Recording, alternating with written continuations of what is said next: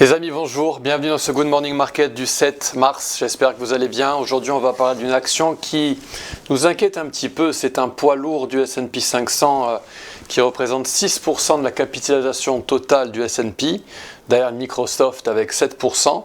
Et cette action Apple, elle est un petit peu too big to fail, elle ne peut pas se permettre de trop baisser, sinon elle risque d'amener tout le monde avec elle.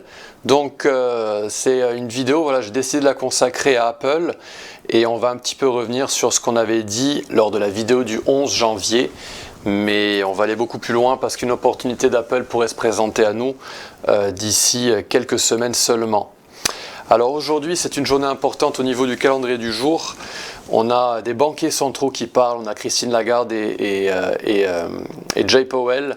Donc tout ça, ça se passe cet après-midi. On a l'annonce sur les taux directeurs de la BCE à 14 h.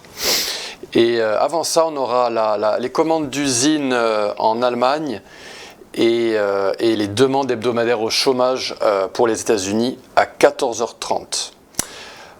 Quelques graphiques à vous montrer avant de passer à Apple. Bon, ça va concerner Apple en tout cas. C'est ce graphique. Donc là, vous avez les différentes méga caps américaines. Donc vous avez en rouge Nvidia, en vert Amazon, en bleu Amazon, en vert Meta, en jaune Microsoft, en orange Alphabet, en violet Apple et en gris Tesla. Et donc ça, ce graphique représente les performances pour chacune de ces actions. Et vous voyez, donc ça c'est un graphique qui a été créé il y a juste quelques jours. On est un petit peu en dessous des 7% pour Apple en violet. Et donc Apple et Tesla sont en train de traîner pour cette année en 2024 par rapport aux autres capitalisations. Et Google également. Donc est-ce que ces trois actions ne voudraient pas nous dire quelque chose ? C'est possible, il faut vraiment les surveiller comme le lait sur le feu. C'est pas normal qu'Apple soit aussi bas en termes de performance annuelle. Un élément important d'Apple, vous le savez peut-être pas, mais depuis 10 ans, ils ont dépensé 658 milliards de dollars pour les réinjecter dans leur propre capitalisation, dans leurs propres actions. Et donc c'est absolument titanesque. Ça représente à peu près un quart de leur capitalisation totale en bourse. Pour les actions, comme d'habitude, je vous montre cette petite slide. Les actions s'analysent et se tradent sur des périodes hautes, en période journalière, hebdomadaire, voire mensuelle. Donc ça, c'est très important pour les actions. Il ne faut pas avoir le réflexe de trader les actions comme les indices et à aller fouiner en dessous de la période des 4 heures, par exemple.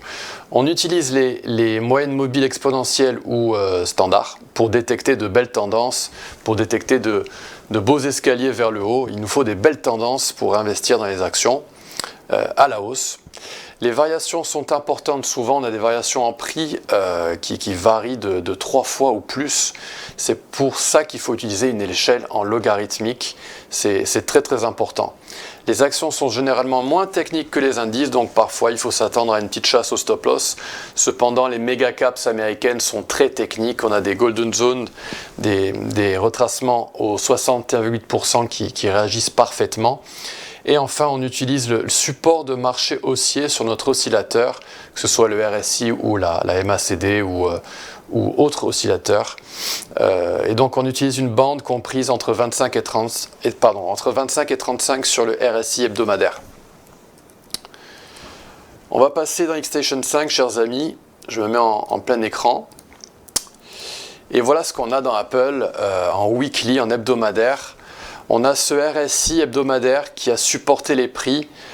Donc voilà, c'est un niveau, une bande comprise entre 37 et 25. Et à chaque fois qu'en hebdomadaire on vient visiter cette bande, eh bien on réagit et on repart à la hausse et on effectue un creux. Donc là en ce moment, voilà, on avait cette ligne de tendance qui supportait le RSI en hebdomadaire. On a formé une épaule tête-épaule sur ce RSI en hebdomadaire et là on est en train de descendre et on s'aventure maintenant dans cette boîte verte. Donc un creux, je dirais pas qu'il est imminent, mais voilà, on peut commencer à le voir venir, à le prévoir. Et maintenant on va zoomer là-dedans pour voir ce que Apple nous prépare avec Fibonacci. Donc là, en Apple, on a une série de Fibonacci que je vous avais présenté le 11 janvier, mais on va se la refaire pour s'amuser. On va partir de ce point ici pour ne pas venir trop dans le passé. Et donc comme d'habitude, avec un mouvement mesuré, je viens m'ancrer sur un plus bas jusqu'au plus haut. Et ici dans Apple, pour ce premier mouvement mesuré que je vous présente dans cette vidéo, on est venu chercher le retracement de 50%. On a rebondi et on a ciblé le retracement négatif des 23,6% comme d'habitude. Et une fois que ça s'est effectué, eh bien on peut se permettre de tracer le prochain mouvement mesuré. Donc un mouvement mesuré, c'est un setup en long ici d'un institutionnel qui achète cette boîte verte et qui vend, qui prend ses profits au retracement négatif des 23,6%. Donc dans cet exemple précis, il achète à 14, il vend à 30. Mouvement mesuré numéro 2, je m'ancre avec la touche Shift sur le plus bas. On est descendu pareil au retracement de 50% à 23,70 et on a atteint la cible. Comme on a atteint la cible, on peut se permettre de tracer le mouvement mesuré numéro 3. Et on continue comme ça indéfiniment tant que cette série fonctionne. Je vais zoomer un petit peu. Et là, on a atteint le retracement de 61,8%. Donc ça, c'était en 2018. On est venu le mécher, on a rebondi, on a atteint la cible et on continue. Et la marque de fabrique des actions, c'est qu'elles aiment bien dépasser ce niveau de la cible. On voit qu'ici, on est venu continuer à la hausse et ça, c'est leur marque de fabrique. Donc, mouvement mesuré numéro 4, 50%, cible, on la dépasse et on trace le prochain mouvement mesuré. Du plus bas jusqu'au plus haut. Et ici, je vais zoomer un petit peu, on va passer en hebdomadaire. Et donc dans Apple, ce qui s'est passé, c'est qu'ici, on a eu ce qu'on appelle en anglais un front run. On a évité d'atteindre ce niveau des 50% et on s'est contenté, parce que le marché était très haussier, du retracement de 38%. Donc ça peut arriver.